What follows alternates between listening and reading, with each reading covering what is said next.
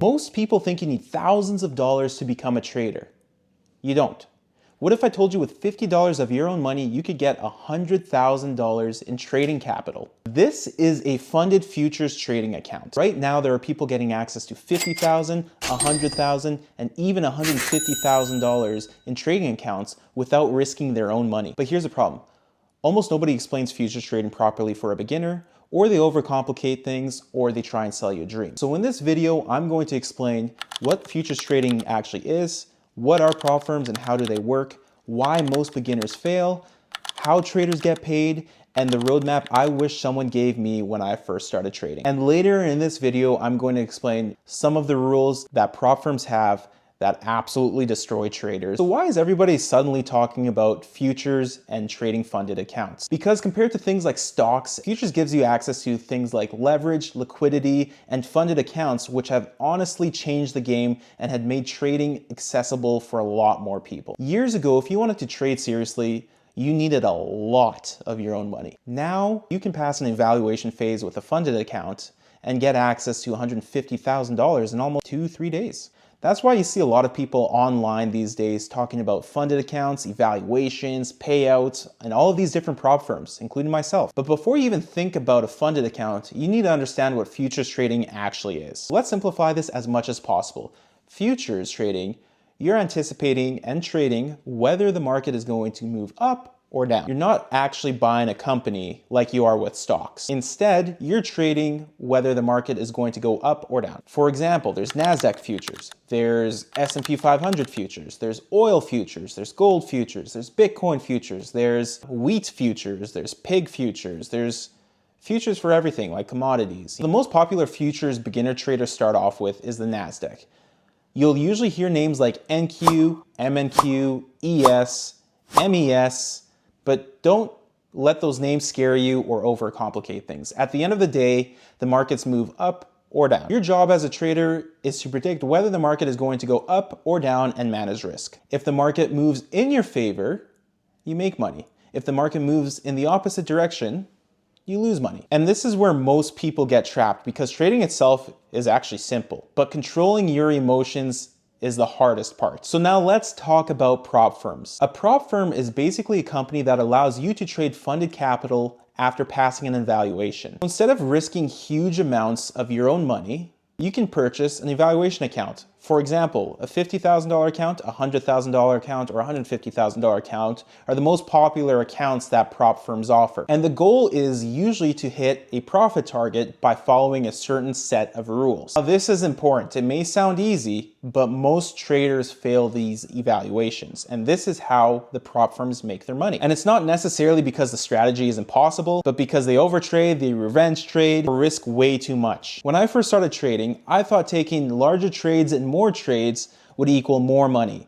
But that mindset completely destroyed my account. This is why psychology and risk management matter more than anything else in trading for beginners, in my opinion. So remember earlier when I said there's one rule that destroys traders psychologically?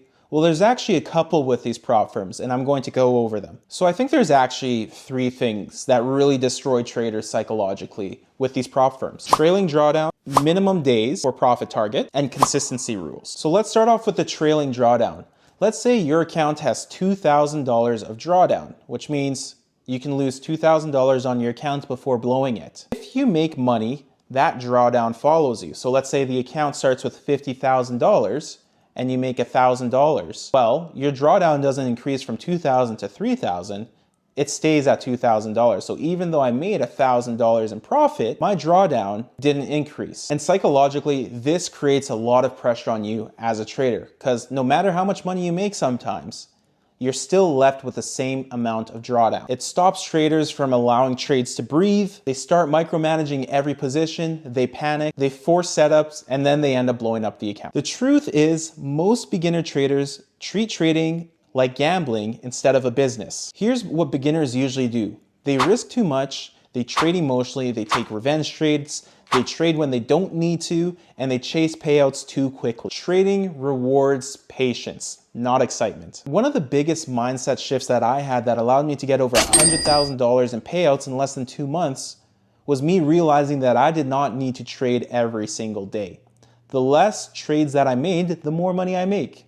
My job is to protect my capital and wait for a high probability opportunity. If you're brand new to futures trading and prop firm trading, here's what I would recommend. Step 1, learn basic market structure and risk management. Step 2, trade on a simulation first. There's a lot of programs out there that allow you to trade without using any of your own capital while trading the live markets. It's a great place to start. You're risking nothing, you're not emotional, and you're able to test the things that you've learned in a real live market without risking your own money. Step 3, focus on consistency and not big wins. A consistent trader making small wins will easily outtrade and outprofit gambler trader who puts it all on the line with every single trade. I promise you, a consistent base hit trader is going to outlast that gambler trader all the time. Step 4, journal your trades. Figure out what mistakes you've been making, write them down, and make sure you don't make those same mistakes again. Number one thing that I think a lot of traders do is they just keep on making the same mistake over and over and over and over again. And it sounds very stupid, but it's very easy to do because trading is such an emotional game. And when you're down on a position and you're losing a bunch of money, you just want to revenge trade and get that money back. And no matter how many times you write it down, sometimes you just can't stop yourself because you're so emotional when you're trading. Step 5, once when you prove consistency, then start trading your own capital. This is when I would recommend buying a funded account from a prop firm. You can get some for $50, you can get some for $100, depending on how much capital you want, and you're still not risking a lot of your own money, but you have the potential to get real money. So here's how trading prop firms works from start to getting a payout. Number 1, you buy an evaluation account and you follow the evaluation rules. For example, some of the evaluation rules may be if you buy a $50,000 account for $100, you have to reach a profit target of $3,000. Now that might sound simple, but they add rules in place to make it a little bit harder. You can't make more than 50% of your total profit target in one day. So why that might be hard is because if you're in a good trade and you're able to make that $3,000 in one day and pass that evaluation, you're not going to pass it. So you're forced to slow down or exit a position that's working really well for you just to hit that consistency rule. And if you hit that $3,000 in one day, then your new profit target is going to increase. Some of them have minimum trading days, or you have to have profitable days for 5 days straight. Not necessarily in a row, but in total 5 days to pass an account. Or you have to have a consistency rule of 40%, 50%. You can't trade news. You know, there's a bunch of rules that some of these prop firms put in place to lower your chances of passing, basically. Okay, so now let's say you passed the prop firm challenge account or evaluation account. This is super exciting. It's a great feeling. Or you've already completed a step that a lot of traders can't do. Well, now you get a funded account and you have to do it all over again. What a lot of these prop firms have is something called a buffer. And what that means is you have to basically reach a profit target again of, let's say, $2,000. Usually the buffer is whatever your drawdown is on the account. So for example, let's say you bought a $50,000 account, you have $2,000 in drawdown, your buffer would end up being $2,000. So at the end of the day, you have to make at least $2,000 before you can start withdrawing money from that account. The number one thing is you have to make sure that your account does not go more than $2,000 in drawdown. If it does, you lose the accounts and you have to start all over again with the evaluation, pass the evaluation, then get the funded account.